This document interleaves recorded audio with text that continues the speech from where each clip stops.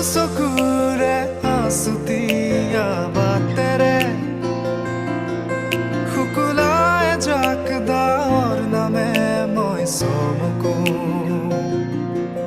কপাহী চাদৰৰ সেমেকা